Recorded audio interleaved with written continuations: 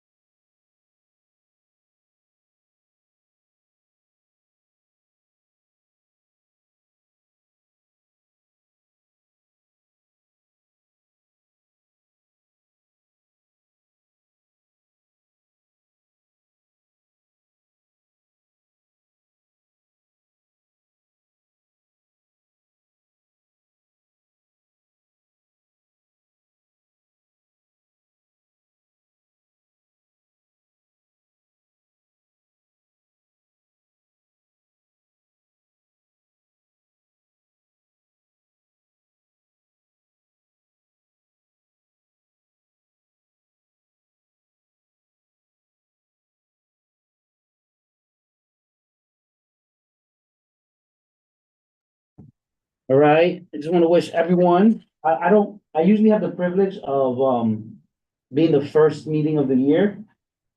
But I think public safety beat me to it. But half an hour short, but for everyone watching, and for everybody here, Happy New Year. It's an amazing 2025. It was an amazing 2024. We did great things. This is officially my, I think 3.5 years now. So it feels good. 4 years on the board. So I'm gonna keep on going. Yeah, it's been a while, right? Crazy.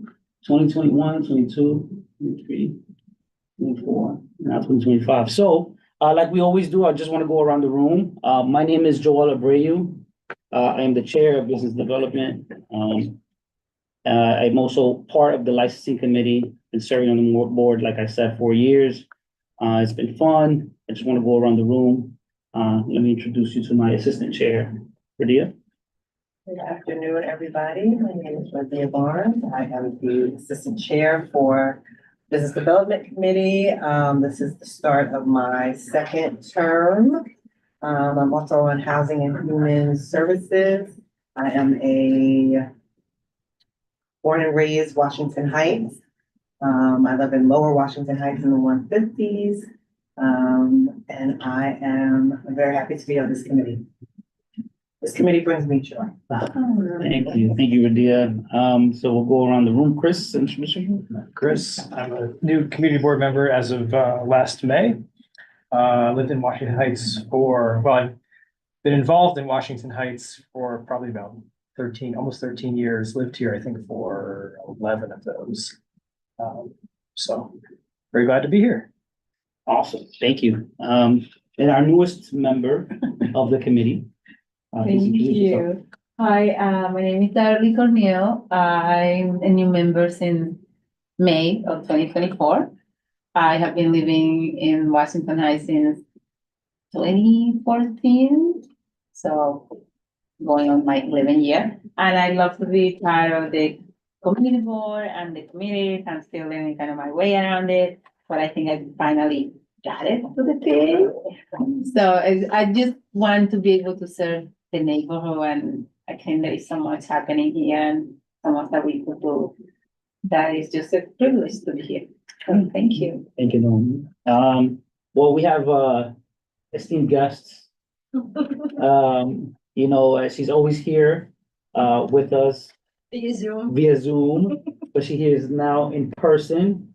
Jackie from the Community League of the Heights, please introduce yourself. Hi, I'm Jackie Tessman, Director of Community Business Development for Community League of the Heights, CLOT for short.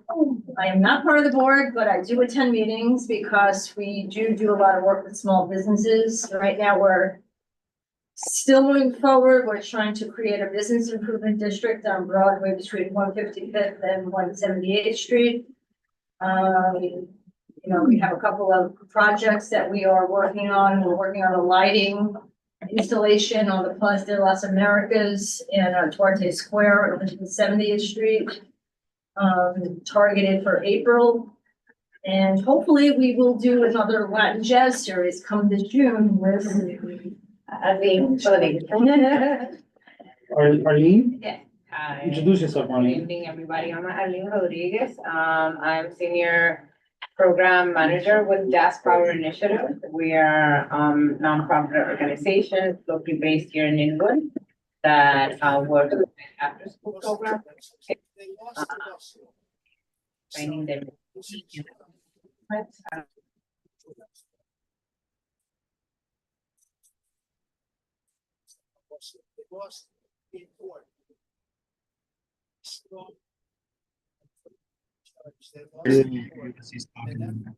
Gotcha, thank you. Awesome, welcome. Before we continue, can I have someone volunteer to take minutes? I'm taking minutes now. That's why I'm on my phone, because I'm taking the minutes. Oh, I thank take you. notes because I cannot read my handwriting. You can do it on your phone, is that, I can type it. Yeah, if you want I to type, mean- yeah, because I didn't think to bring my laptop. That's why I was doing it on the phone, but yeah. Thank you. Yeah, happy to do if that's easier, unless you're like really good at fast, but it might be easier for me to type. Yeah, you do it and then I'll Okay. do it next one. No worries. Thank you. So give me 1 second. Just want to invite, Carl.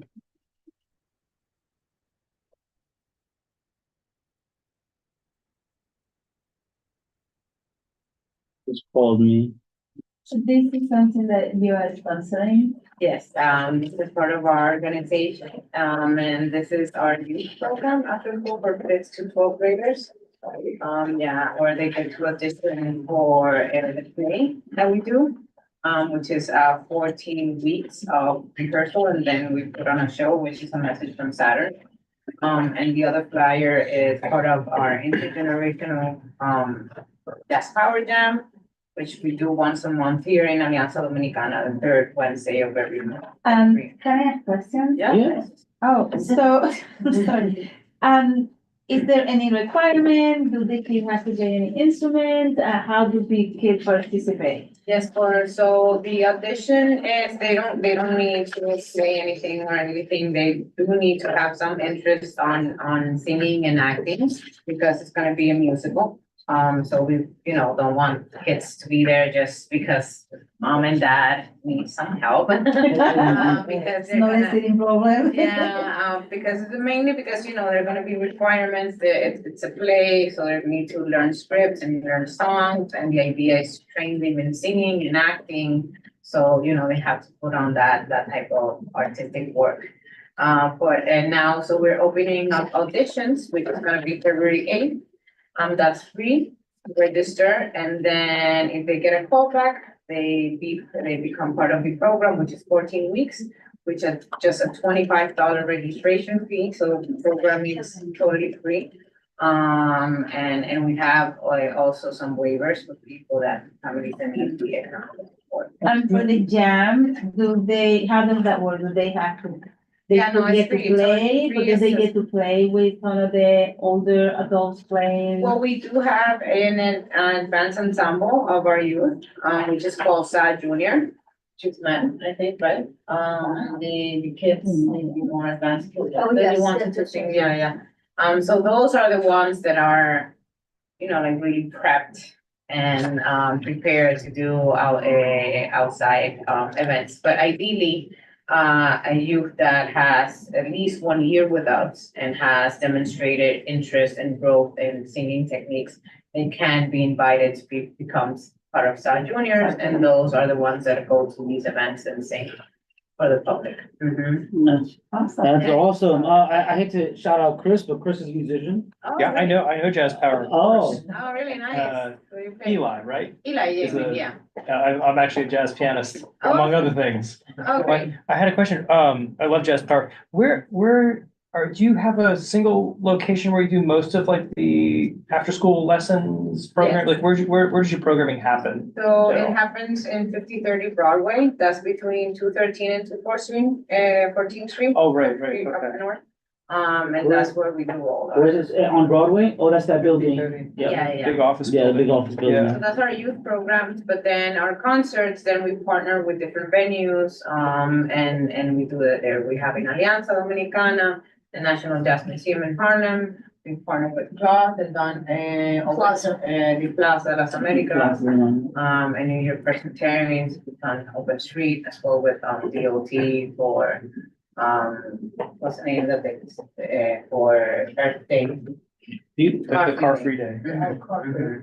So for the concerts, it varies, but then for our youth programs, we do in-school residencies and also there in 5030 Broadway. Well, what's your handle on, do you have a handle on? Yes, Jazz Power. Keep with the events. Yes, please. Yeah, it's great. So is Yeah. Jazz Power just like that? Yeah, it should be Jazz Power. Let me see, Jazz Power. The Jazz Power Initiative, yep, I got it. Mhm. About how many kids do you have, sort of week to week in your programming, do you know off the top of your head? So in the fall, normally it's between 20 and 25. Oh, Okay. So we're keeping it like oh, the from number, now, not the age. hopefully, stays that way. That's what I was gonna Yeah, ask. because I manage them, but no, hopefully it grows. We just opened, for a second year in a row, a Jazz Power Kiddos, which is for second to fourth graders. Oh, And there Oh. right Good. now, there we have, 20 kids, on Saturdays. And right now, we have in our winter session, which is for just our returning students, and 19 kids. And now we're gonna open it up for our spring program and hopefully we can, What ages are your regular like your 5th to 12th graders. 5th to 12th graders? So that's, hey, Bruce, Happy New Year. Happy New Year, everybody.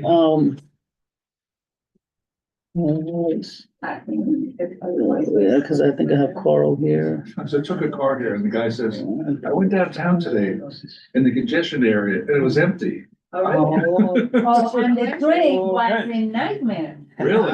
Oh my No. God, Yeah, it's. it was The bridge? bad. Bridge? No, the train, Which train? One train? the one, anything. Yeah, Well, the train, anything I take the one, else. yeah, the train's Yeah. pretty packed this. Oh, and then I'm not a big there's fan. At You don't like 2:30, congestion pricing? Yeah. Absolutely not. Destroys businesses. And they were all Wait, being it's destroyed. working. They destroy them. And they're gonna park the car, guess where? Jersey and Connecticut. up here.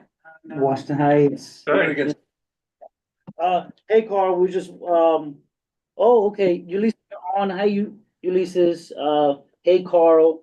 Hi. We're just, So, yeah, so just to let you know that I'm on to here, but I'm having problems with the Zoom volume, so the 901 is my number as well.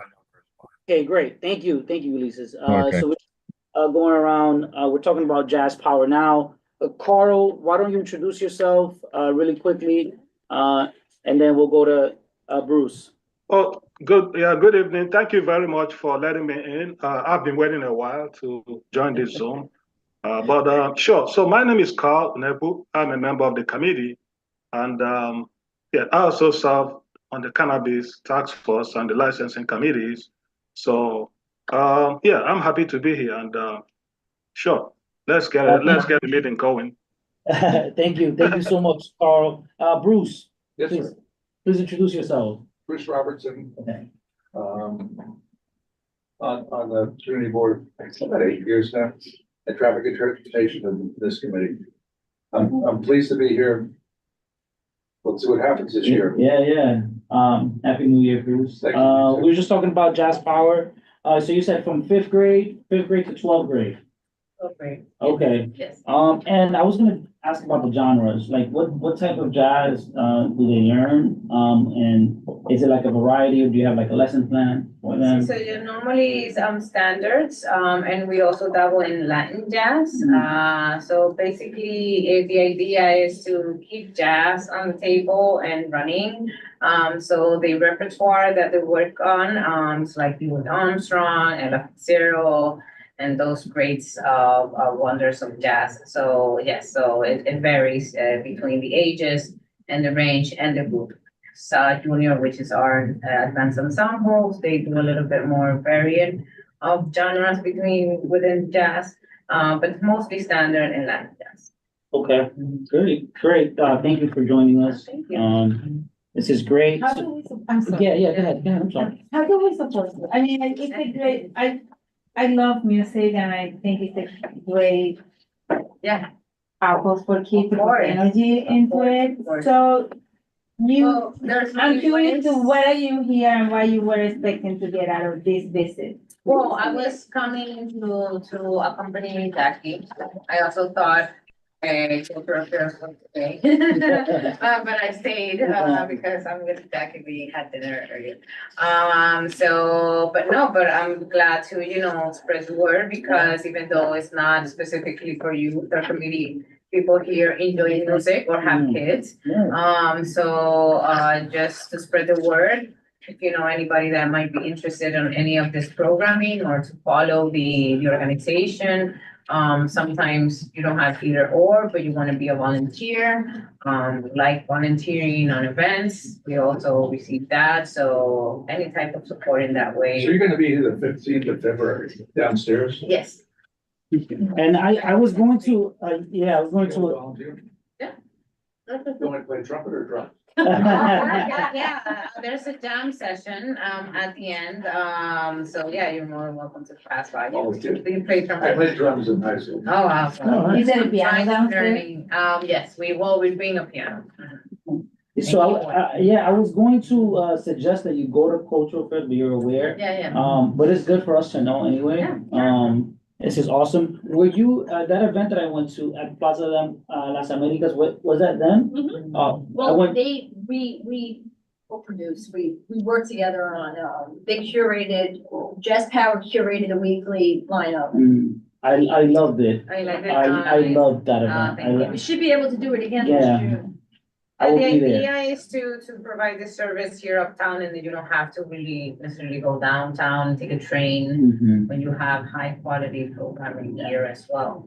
Just keep it in the neighborhood. I'd love to hear that. I'm looking forward to the event in Yes, the summer. if you're here on that Wednesday, please go down. Okay. All right, so just want to keep the agenda along, move the agenda along. I do have some announcements, right? So just two brief ones. One is very important. So I'm gonna put it up here. And I want to make sure that everybody's aware of this.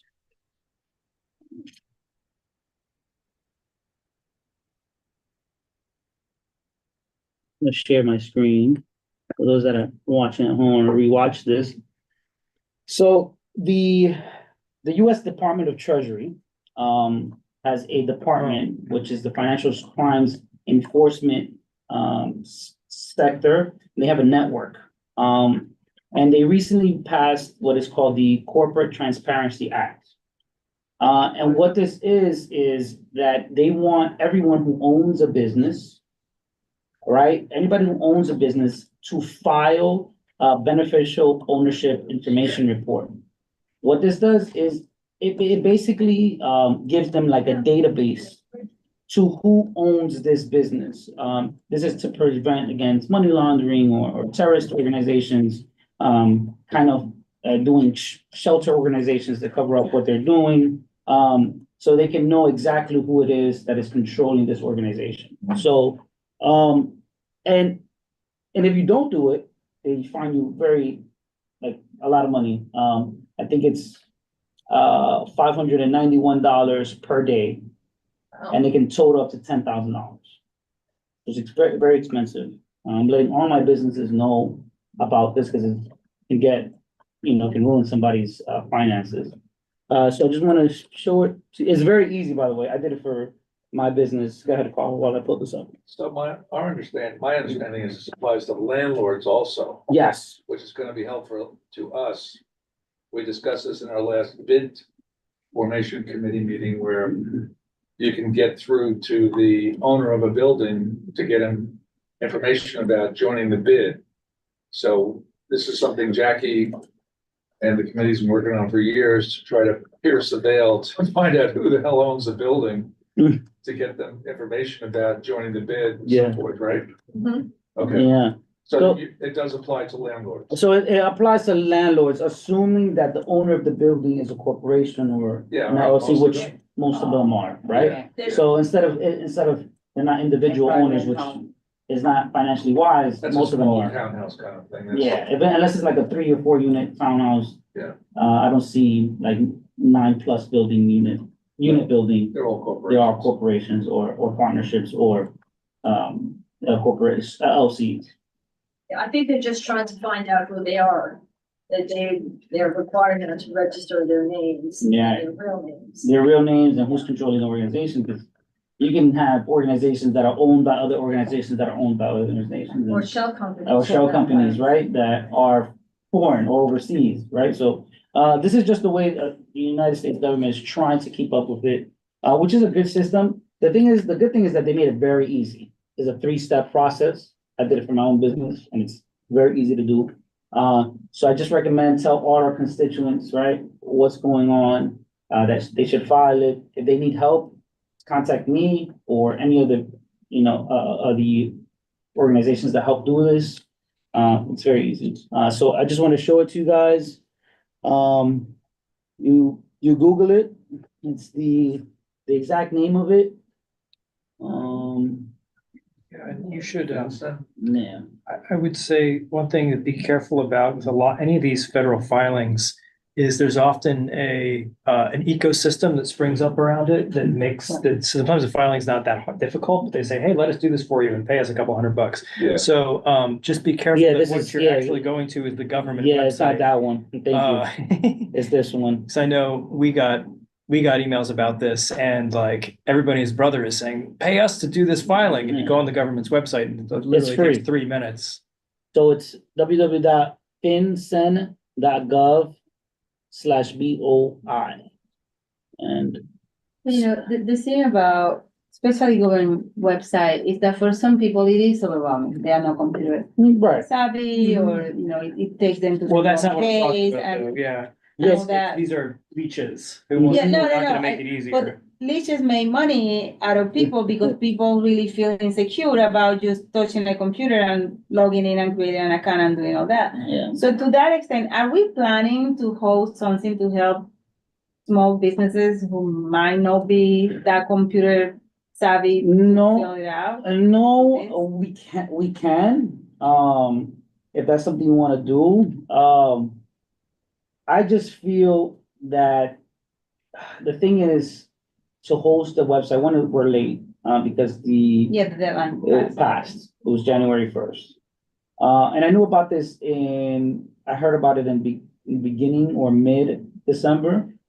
The best that we can do, I think, is go through our networks, right? Because if we host an event, especially in short notice, we're not gonna get the people that we want. The best way is to reach out to your personal network. Tell the Chamber of Commerce, Cloth, all these people, the bid is aware of it. The Chamber of Commerce are all aware of it. And do our own outreach. We can host an event, but I don't know how effective it would be. Especially if deadline bounds. Hi. Yeah. Carl? So, yeah, this is Carl. So look, apparently this is a brand new regulation, correct? Yes. Well, so is there a deadline that they maybe need to be aware of? Yes. It was January 1st. No, I mean Is like it- a deadline for the registration, the information they are required to supply. Yes, it was January 1st. Oh, so it already passed? Yes. Now, those who are not in compliance, is there some remedial step they might have to take? No, they are, if they haven't done so, they're gonna get fined. I think the fine is, I mentioned earlier, is up to $10,000 or $500 plus per day.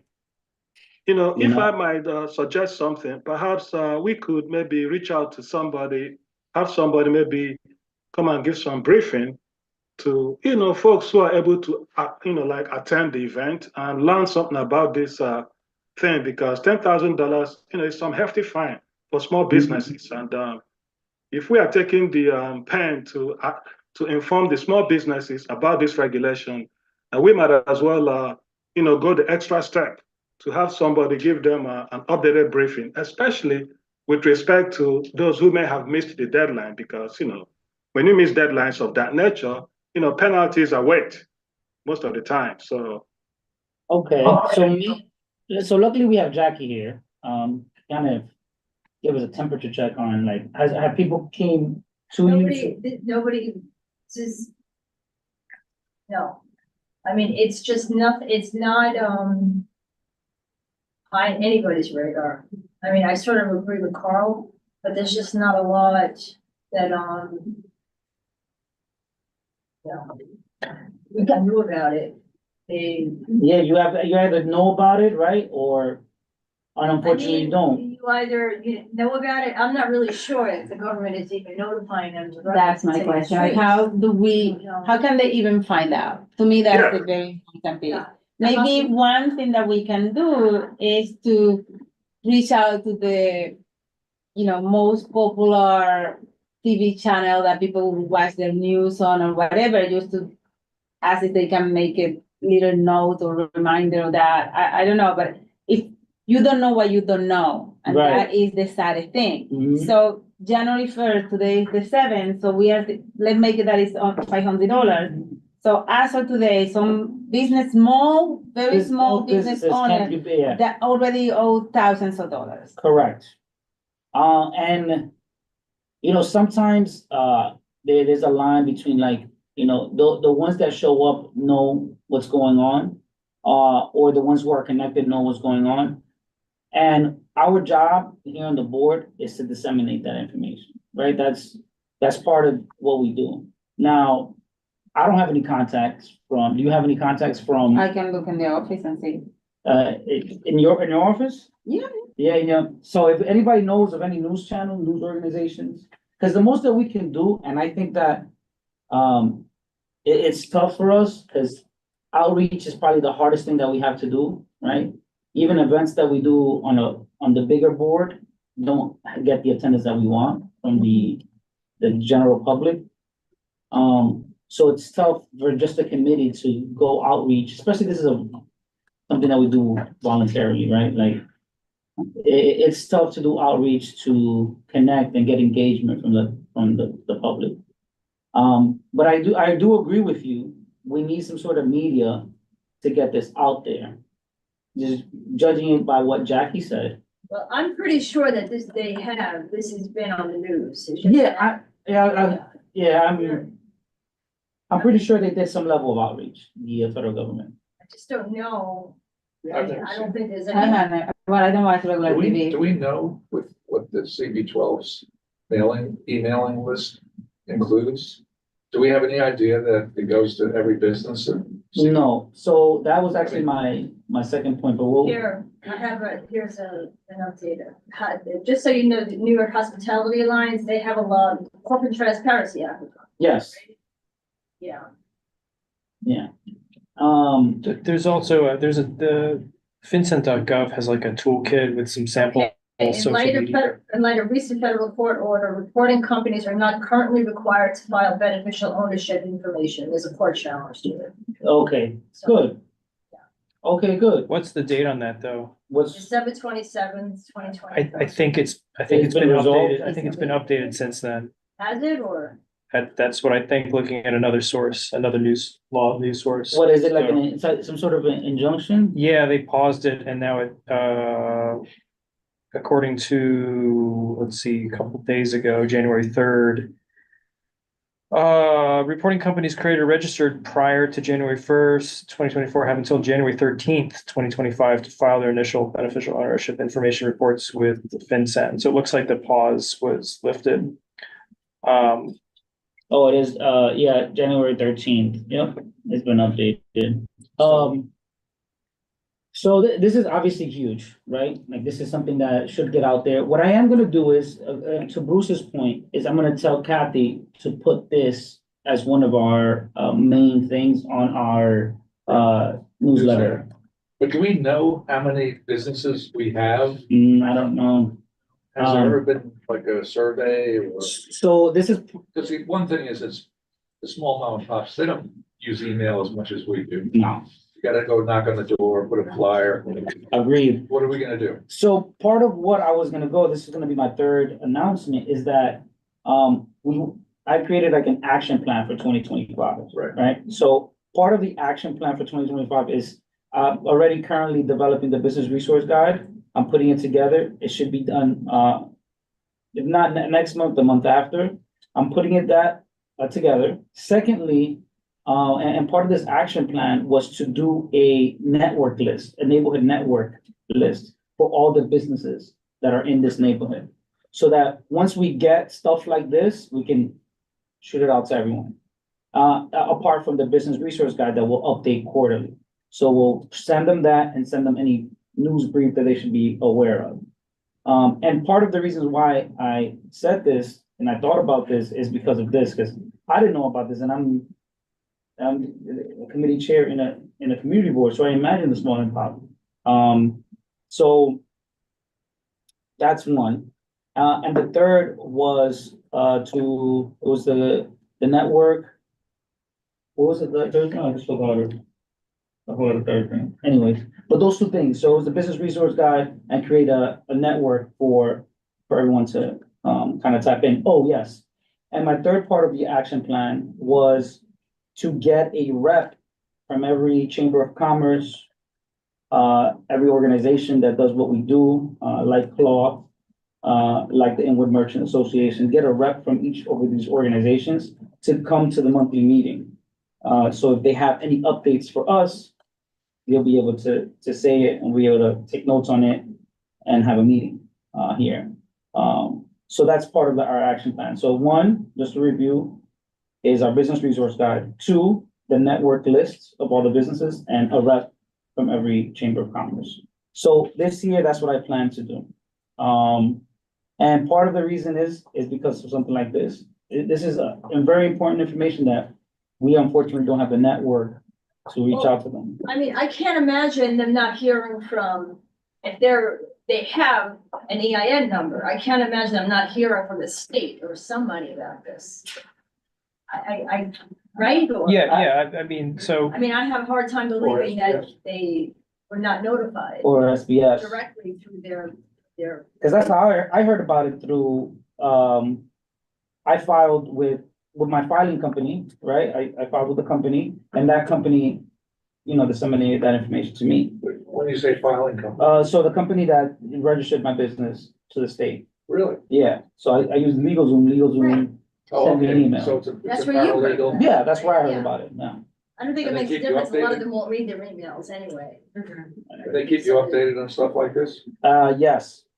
Anything to do specifically with the state government or How federal much does government? that cost? It was like a monthly or a year? I think it's like, for my business, I pay like, $500 a year.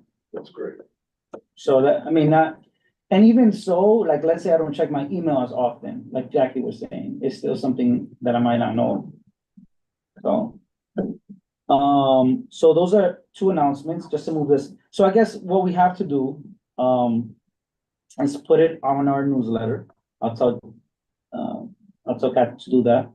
And maybe we can start compiling a list of emails and numbers from our neighborhood. And we put it into a spreadsheet, so we have that network list. I have a list, but it's not all of Washington. It's not all of Washington. It's mostly Broadway, Amsterdam and St. Nick, except Amsterdam and St. Nick, or Broadway, June 155th. But it would be worth Yeah. sharing if you want to share. But the chamber I'm pretty sure. Yeah, we can check, I'll check with Or you. you know what?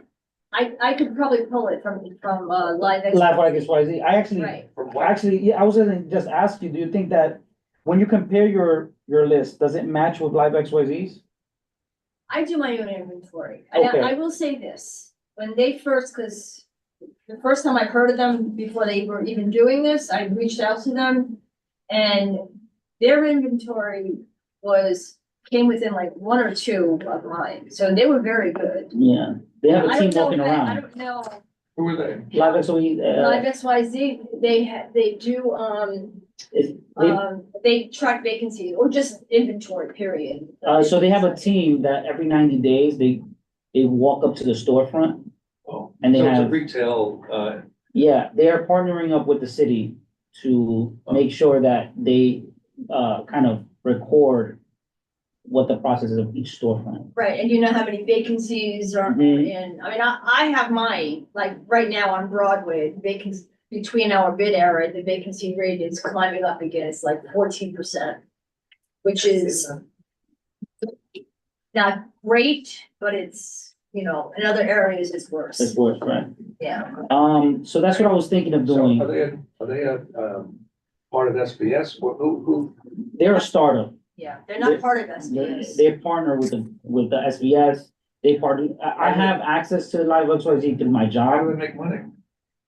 They're They- partnerships. No, they, SBS partners with them, SBS. yeah, so Yeah. they Gives them a pay. grant. Yeah, Yeah, so in other words, like when we get SBS grants, which we do a lot, we are entitled to their service. so yeah. Good. So part of their service is not necessarily like, you can download Live XYZ and see it right now. It's their back end when you're able to create logs. You'll be able to get contact information on the back end. And they have a partnership, meaning certain agencies in the city pay them for their server, for their data Do they have an inventory of every active business In New York in City, New York City. in New York City? Yes. So we can get the list from, Mhm. District 12. Yeah, so community Will they charge us boards. for it? Yeah, so community boards right now, and I've spoken to the CEO, I forgot his name right now, of the company, to try to get this for our community boards, and they're in talks with the, SBS, no, with the borough, president. borough president. Joel, I think I could pull it because they have a bid grant, Oh, I'm pretty sure I could pull it, All of CB12. I'm pretty sure, yeah, I'll try. yeah, that would Let me be, just, that would We be need to great, incorporate that in CB12's email distribution, right, right? I mean, it needs to come together. yeah, We're not gonna send separate emails to one list and right, Kathy does it for another list. It needs to be coordinated. the only thing is, I don't think they have emails, I think they may have some emails, they have most, most phone numbers, phone numbers, names of businesses, and, the type of businesses. I don't think they have emails. They may have some. We can look at the list. yeah, we'll look at the list, I think it's good to have at least some of the emails and not have anything at all. Oh, yeah. So if you But could, it's something we need to work Yeah, I'm through. putting it in my reminder. I'll try to pull You're, it. you're up. building a resource guide, but is it gonna get to the people who need it? right, so I guess Jackie, I appreciate you can send it to me, we'll start creating a neighborhood network list for businesses. With that, I'll cross-reference it to what I have, on what I have on Live XYZ and anything that any businesses that don't have a storefront, because there's businesses here that are not a storefront, right, that are startups, DB12 is also 10040. yes. 3, 4, 32, 33, and 34. right, those are the zip codes. Not those If are- I can help you. Well, 40, yeah, we do have 40, but that's That's the Inwood. upper, that's Inwood. Well, they can. Yeah, they can. Careful what you Sometimes. say. So, but yeah, I'm glad we're talking about this because, I'm sorry. This is the I'm heart not of it. leaving this second, but I have to leave because yeah, we gotta get a train. yeah, thank you. This is the heart of the matter. How do we reach out to local mom and pop and other small businesses to give them these resources that we're talking about? And if we can't communicate with them, it's a waste of time. So this is the thing, right? What Jackie is doing is getting emails from these businesses. What we have to do is look at that list and compare it, right, to the ones that the emails that we don't have. For example, if let's say 101, 181st Street, right, doesn't have an email, you have to go into that business, ask for someone, Right. who But has an you can email. cross-index it with what CB12 has in their distribution. They must have 100,000 emails. I don't know how many people get that newsletter that Kathy sends out every week It just depends on how they have it organized, how the or office has it whatever, but organized. you can index those so that we can see if they, are duplicative and what do we need to do to clean it up. Yeah, but yeah, so I'm glad that this was brought up. This is really important. Yeah, go ahead.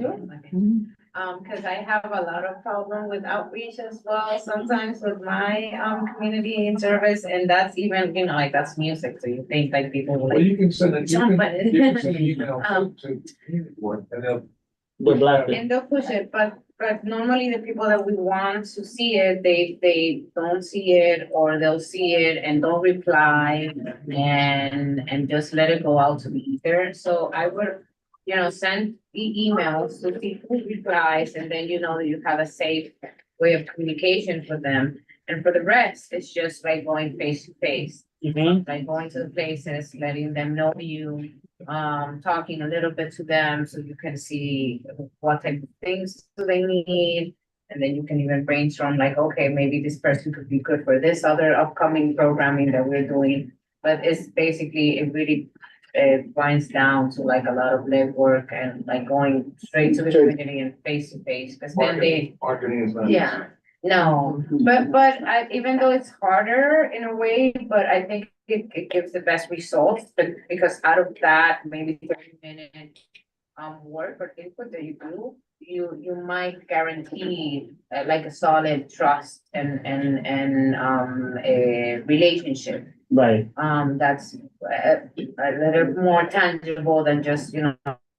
And then email, yeah, I agree, yeah, instead of like, oh, this is just, you're just one of many, Yeah. creating a dialogue between that person. And then they know you guys, and then if you have an event or whatnot, they can say, okay, well, I know these people, I'm gonna go, they're dealing with subjects that are of my interest and so on. So back in the old days when we did direct marketing, Yeah. like print, if you got 2% reply, you were doing okay. Exactly. So it's It's too much, and now, You mean when you it's worse dial than the ever. telephone? No, Oh, when you went send- out. when you send Yeah, out- you when talk to send out someone. flyer, Or a flyer. Direct Email marketing, we're something. talking about direct marketing, Yeah. it's just a whole other level. Right. you know, Social media and all this other stuff, but you're still, if you get 10% return on what you send out, you're doing good. Mhm. So Jackie, are we for that? Send it to me? Yes. I'm, Thank you, I I'm appreciate gonna, I'm that. working from home tomorrow. On Thursday, I just have to make sure that we still have access to it. We should. Okay, And I'll pull it and then I will, I have it on my phone. Don't worry about it. I Sounds promise good. you, Joel, I won't forget. thank you so much, Jackie, appreciate your help. Thanks, Steve. Thank you so much, thank you, Jackie. Nice meeting you Nice guys. to meet you guys. Sorry. Thank you. Bye-bye. So moving the agenda along, next month, well, first, good news. Ponset Bank has submitted their application. Oh, it's on there. Take care. Bye-bye, guys. For BDD to New York State. They emailed me a couple of days ago, so, we're crossing our fingers that this is a yes for them. They will be back next month to answer any of our questions, give us a brief update of what's going on. They'll be coming in to, and giving a short presentation next month, so just want to let you guys know about that. Cool? Now, It's nice to go and have it. yeah, it's good news. So, sorry, Ulysses, I am so sorry, I know we kind of drag on that, introduction and kind of our announcements, but, we have a presentation by the, Workforce Career Center. How are you, Ulysses? I think you're muted. All right, can you hear me? Yeah, I can hear you now. Okay, well, Going. great to be here. Thank you so much for being with us today. Yeah, and it's okay. So just a little bit of my history. Oh, Julie is my boss. oh, you have this wonderful employee? Oh, man, you're lucky.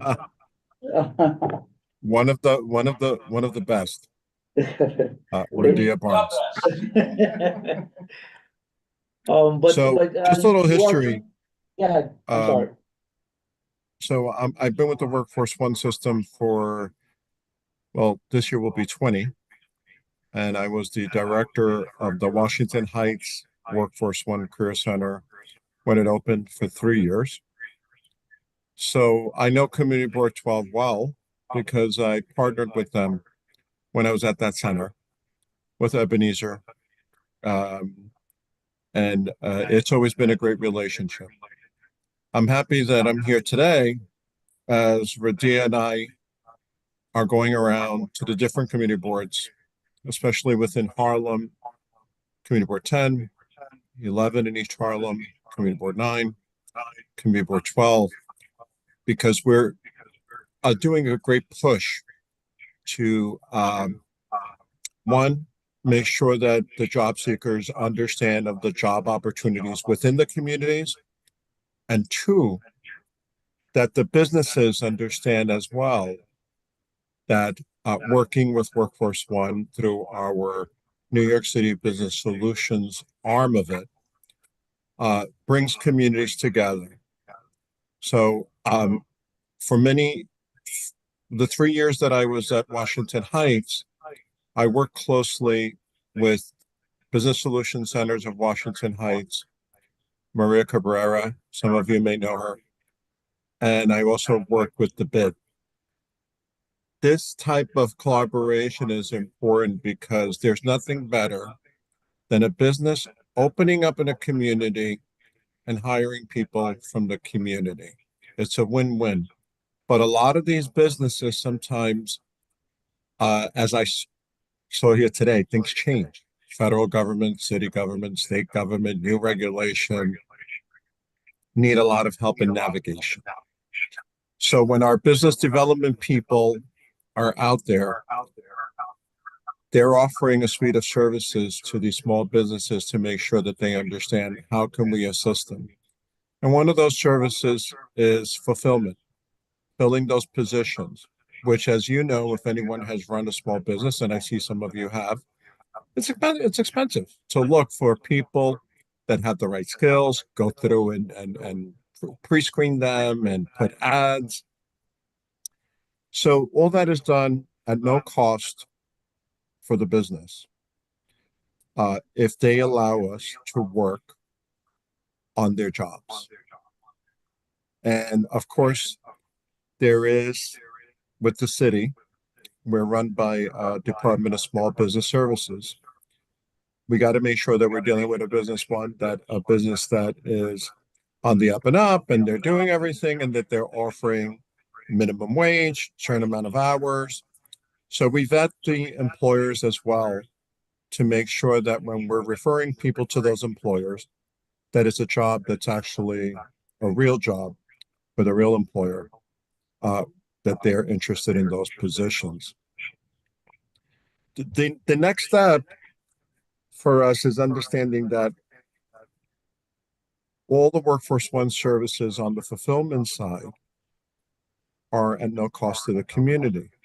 Anyone 18 and above can go to any Workforce One center. Now we have the one in 181 between Audubon and San Nicolas.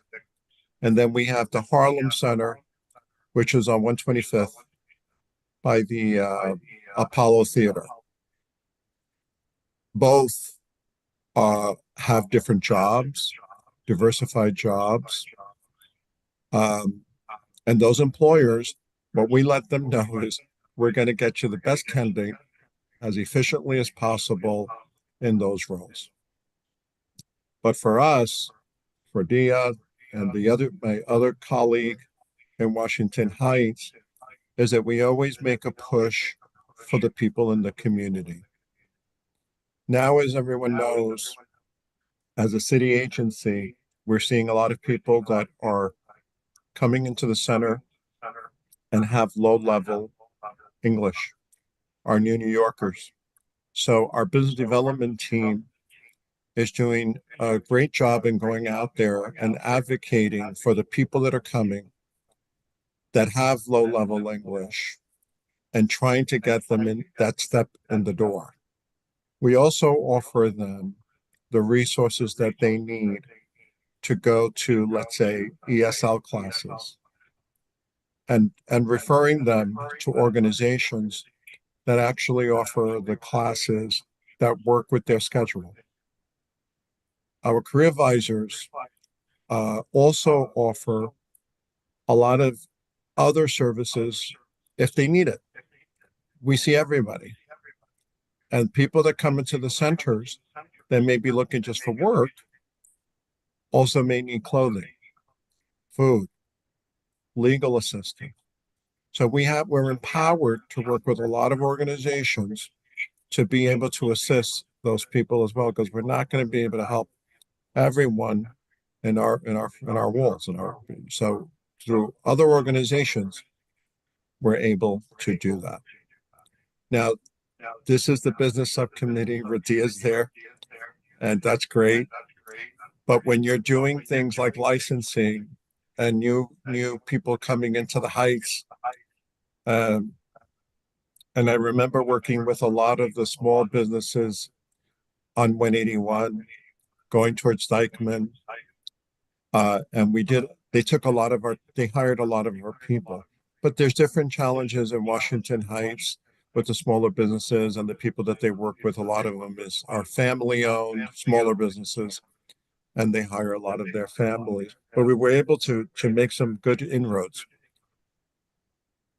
If you look at Washington Heights, especially on 181, I know we have Target that opened up and some other big box stores that want to get in, either in food services or retail. And we're in touch with those businesses just to make sure that they're hiring people in the community. Some are easier than others to work with.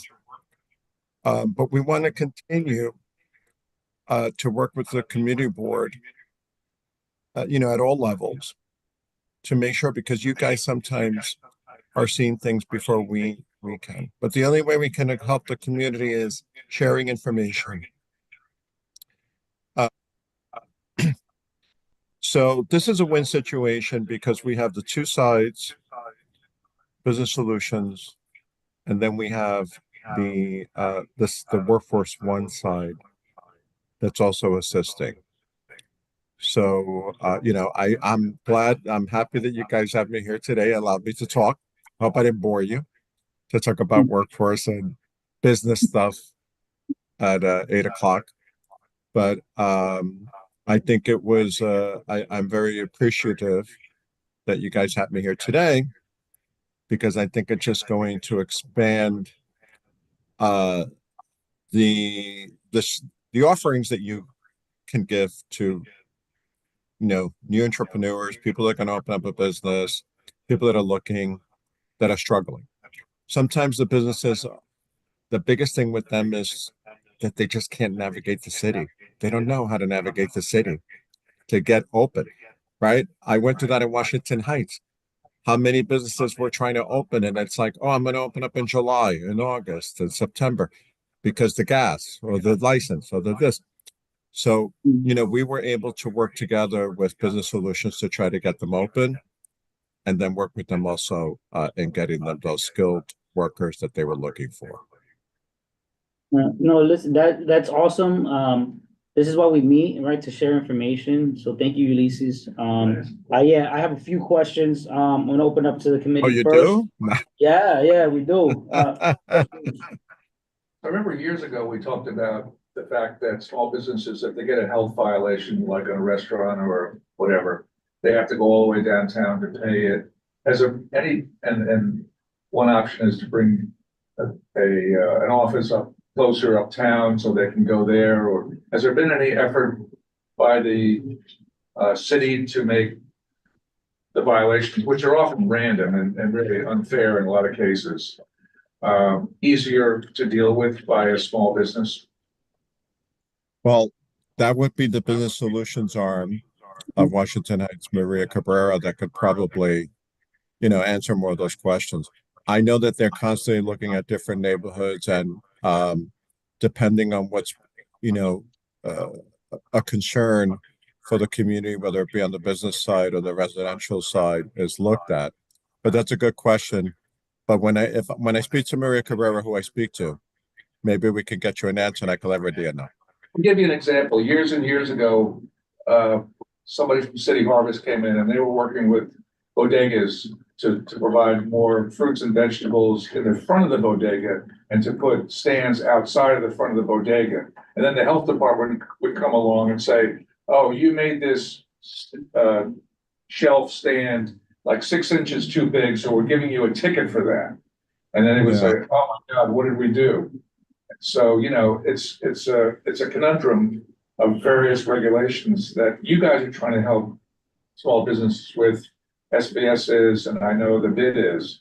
So it's really complicated why would they want to open a business if they knew what the heck they were gonna get into? Yeah, and just to answer this, I know that, the Business Solutions Center is one sector of SBS, but SBS also has an express team. And this express team is new. I think it was created, a year ago. And they actually go Right. around, they have a team of Because people we're in a that, food desert. We're in a food desert. yeah, they have actually a team that go around, to restaurants, to different types of businesses, laundromats, and make sure that they, are in like compliance to all the licenses that they're supposed to have. And if not, show them how to do it, right? So it's like a travel team for SBS. Good. And that is something that our businesses can learn about in the Solution Center. Yeah. So, just Yeah, quickly, and I would add that, I'm sorry, that, yeah, during the COVID, period, they were, assisting a lot with the small businesses that were suffering. As you know, people were suffering, businesses were suffering, everybody was, and they needed some assistance. So, I think that express service came from that, probably that it was needed. But look, I'm on the Workforce One side. I think, when you look at 181, and I go there at least once or twice a month. I still go to the Washington Heights Center. I see some businesses closed, I see some open, but I'm sure that a lot of them always have concerns, right? And laws that change and everything like that. So hopefully, if you do have any questions or anything like that we can help, just go into Radia. I can get you connected with Maria from the Business Solutions Center, or a business that needs help, and we could try to see what we could do. so my first thing is, can you remind everyone, of the address of the Workforce One in 181st Street? You have the address? On 181, yeah, it's 516 West 181. It's on the 5th floor. And I think the zip code is 10033. It's right across the street from From the the, firehouse. Yeah, I know where it's at. I Yeah. just wondered, yeah, do you know who's the head of Workforce One there now? In that the location? director. Chris Yeah. Lee? That's Is that it- we, Yeah, go so ahead. I'm the community partner director for the boroughs of Manhattan and Staten Island. Okay. Okay, But the center has their own director. Her name is Chris Lee Diaz, okay, this and week. she's the center director. Okay, And she'll be joining one of these meetings. She couldn't make it to this one, but she wants to come, one of these months. yeah, it would be, Yeah. I would love to speak to her. Okay, so, and can we get your contact or a contact? I guess we can have, we have Radia, so we're good. Well, And I Radia would only love knows where I'm at only a couple of hours a day. I don't really tell her where I go. I have to stalk him to find him. All right, No, so I just have a couple questions. Radia could reach out to me, yeah. And Okay. you can. So my first question is, do you guys offer, Workforce One, on the job training, general or as directed, by the employer, meaning like, let's say I have a company and I have a specific training, or I want to develop a training for my employees. Do you guys do that? Or do you guys have maybe a company that works with you guys to offer a specific training for a company? So, a couple of months ago, we had something called OJT, on the job training, that was offered to a certain amount of employers, I'm sorry, that would take on a certain amount of employees, and they needed that assistance. And that's offered through BSC. I think the program may still be around.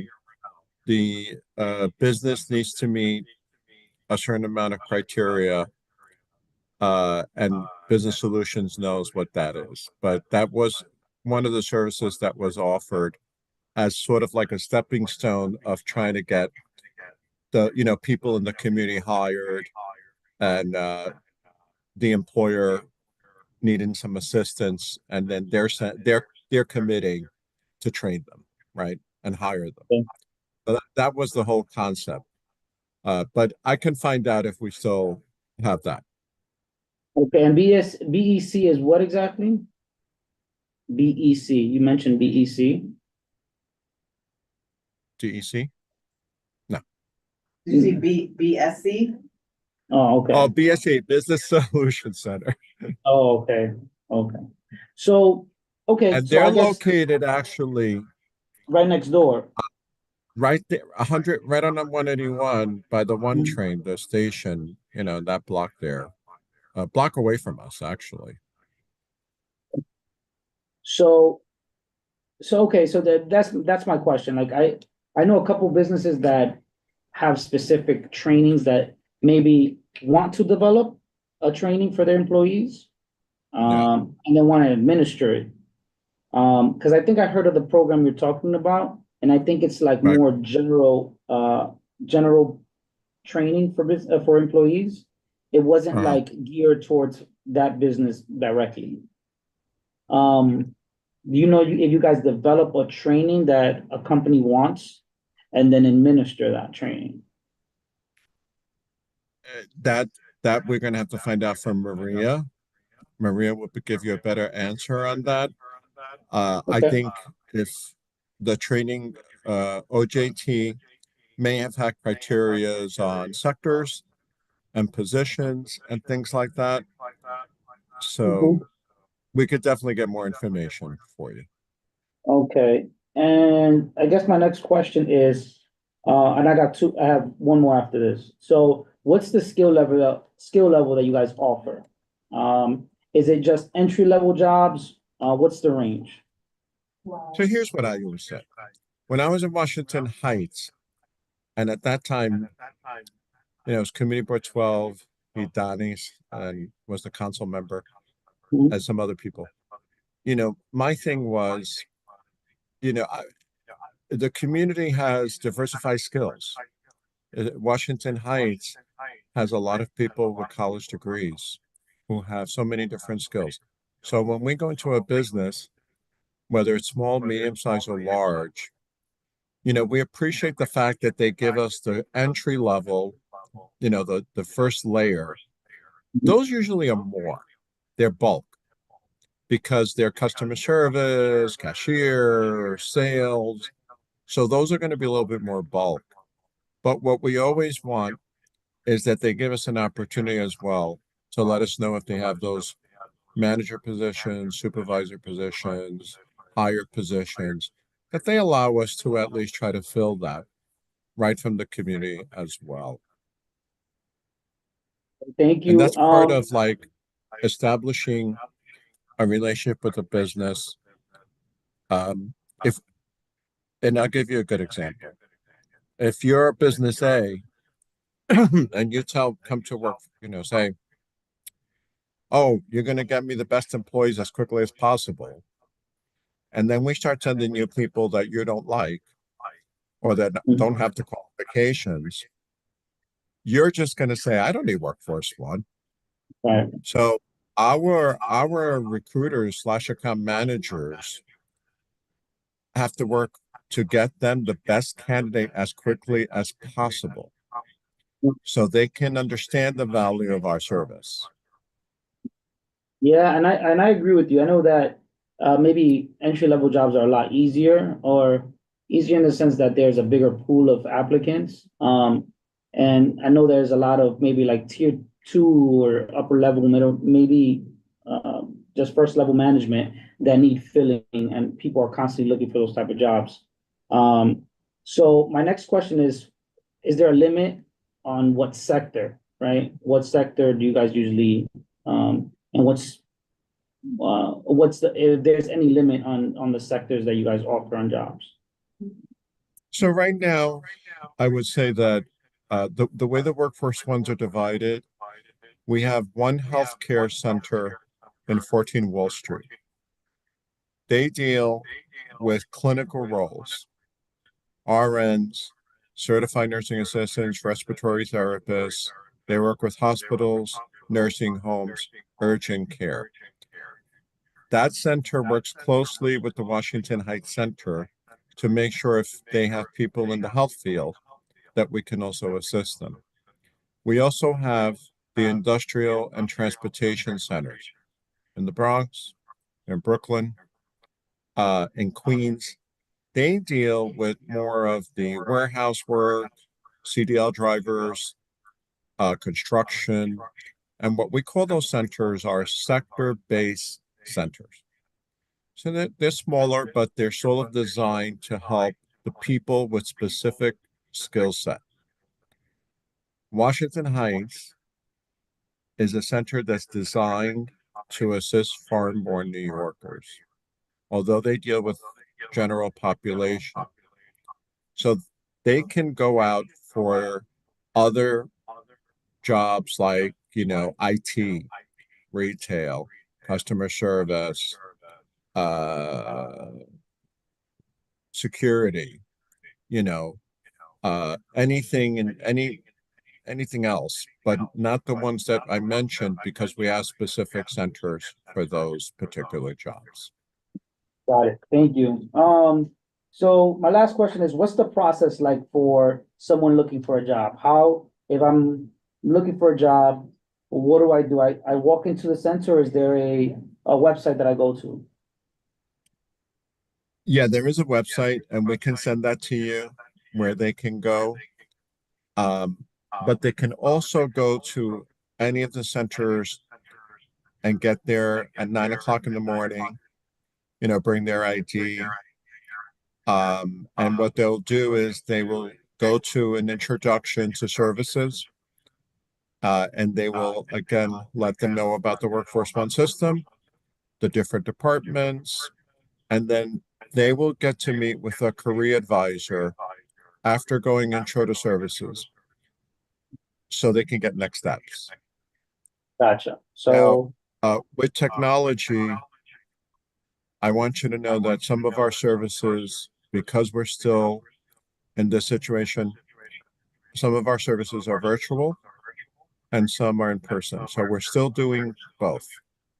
okay, so Yes. you get an intro class, then you get hooked up with an advisor, and then you do next steps. That's awesome to know. Okay, I have one question from the committee. Bruce? Two questions. You're in charge of Manhattan, correct? For community partners. What's the volume of people that you get each month, and what's your success rate in placing them? Well, those numbers I don't have in front of me, but I Just can tell generally, you that 1,000 people a month? the center each center sees multiple thousands in the quarter, per quarter. Yeah. So it's an at scale. Can you get any idea what Washington Heights and Inwood does? The Washington Heights Center, I don't know. I don't want to take I don't want to say anything that I don't know that as far as numbers, but we could get you that. Just curious, because it's a lot, meaning what, 200, 300, 400? I don't know. If it's 1,000, and you said 1,000 is per All of Manhattan, or specifically, No, I'm saying that East Center, for example, East Upper Central. Manhattan is what's called a hub, and Washington Heights on 181 is a little bit smaller, but they still have a high volume. I could tell you just from letting you know that it's definitely in the hundreds per month for Okay, and Washington. how many centers do you have in Manhattan? We have 3. Okay. Go ahead, Chris. Hi, question about the employer side of it. I understand, I suppose that if you are exclusively doing the staffing for an employer, it's easy for you to know and track that the employer uptown is hiring from the local community.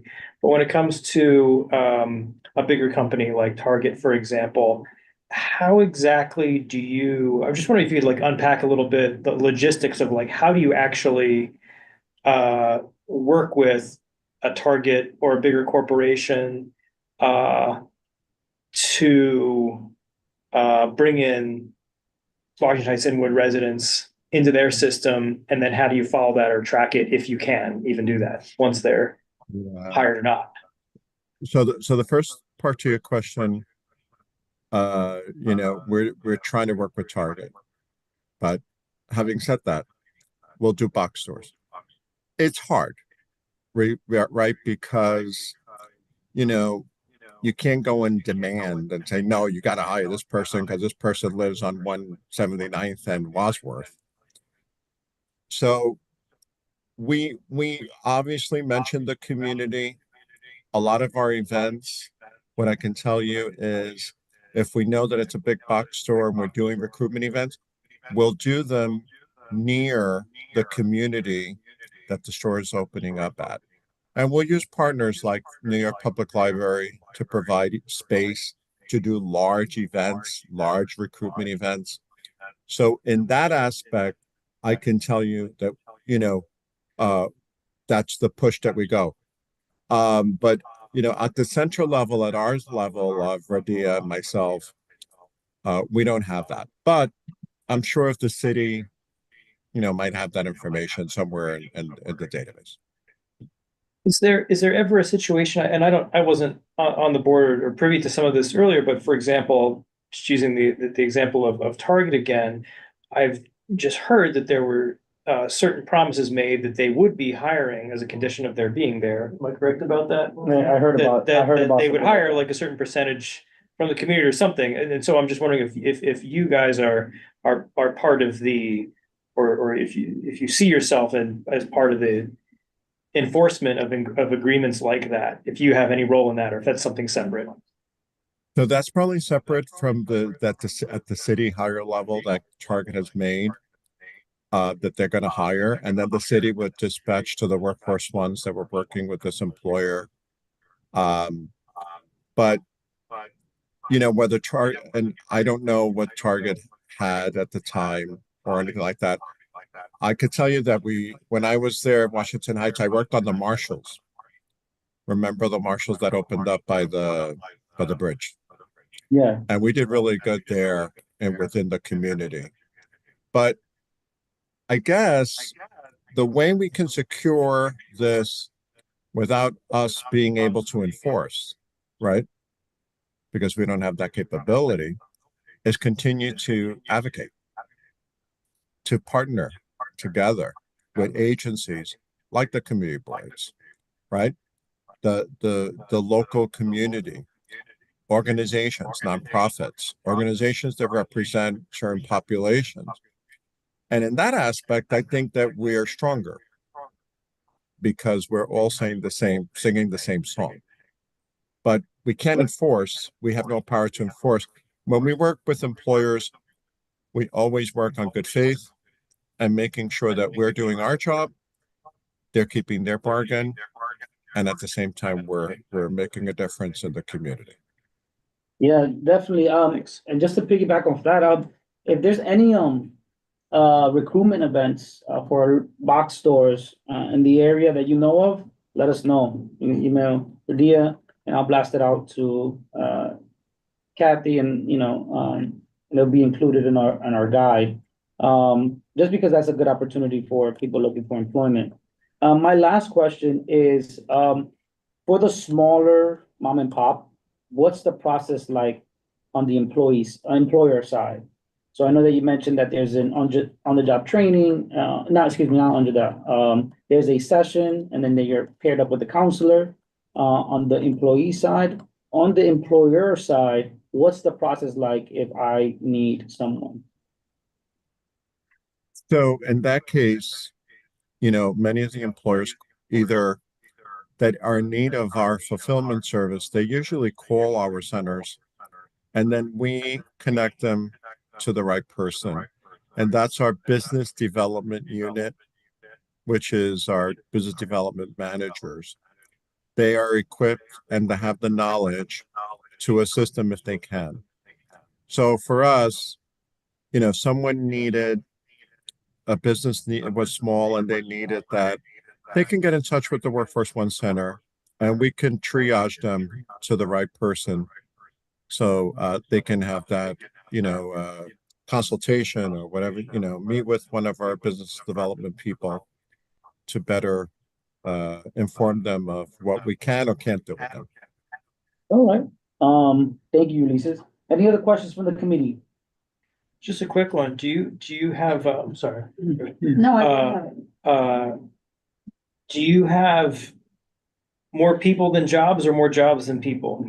Like, what do you need more of right now? That's a good question, but I can tell you that every week we have jobs that we need to fill. And I could tell you that a lot of times we're not filling them. Oh, We wow. need to fill. So there are people looking, and from my tenure, I can tell you that the market changed. What people are willing to do and where they go. They're becoming more selective on taking a job or not taking a job. For example, just a year ago, right when we got out of COVID, a lot of people didn't want to travel. You offer them a job somewhere, far, no night. There was a lot of concerns. Then we had, of course, employer barriers at that time of kids not in school when they had to. So there was a lot that people were dealing with. Now they're a little bit more open. And I think that we're going to always have jobs, and we're always going to have people looking for jobs. We have to do our job and make sure that we try to match those people. Now, look, we always have to set expectancies. We're not going to help 100% of the people that come in, but we can provide guidance, advice, right? How to do job searches. Where should they be looking? What their skills are. What's their transferable skills? Maybe they did one thing and they want to do something different. So anytime you come to the centers, there's always going to be something we can do and always a next step. Yeah, but that's interesting. Do you think it was the duty side or the pay side that employees were like saying no to? Is it because of the pay, or is it because like some of the task or job duties were affecting their decision? No, I think that I can't say. I don't have any data to say that specifically. I can tell you that from our meetings and things like that and our recruiters, I know travel was a big thing where, people were still nervous. They didn't want to go far. They wanted to stay in this, nearby, or if they could get some. And also remember, when we got out of COVID, everybody wanted virtual jobs. That was the first thing. They didn't even want to go anywhere back to brick and mortar. Right. Yeah. And it's still like that. So we had to, go back into that kind of, we've done it. There's still people that And, you know, the job market still has virtual positions. People still taking virtual jobs. And a lot of companies and orgs are still hybrid. But thank you so much for your info, Ulysses. I appreciate you coming on, joining us in today's meeting. We'll keep in touch. We have Radia here. Yes, And yeah, I would love to get connected to Maria. I think I've met her once, but I want her to come, and I want Chris Lee to come also as well. So they could be included in what we do here in the committee. But thank you so much, Ulysses. I appreciate you and your info. that's great. Thank you for having me, and Happy New Year to all of you. Happy New Year, Ulysses. Thank you. Bye, Thank you so Radia. much. See you tomorrow. Okay, Yeah. bye-bye. Bye-bye. I also wanted to add, Mhm, we didn't mention that the centers offer professional development. We have workshops. mhm, People can come in and get help with their resumes, mhm. get help with their interviewing, and we also offer training grants.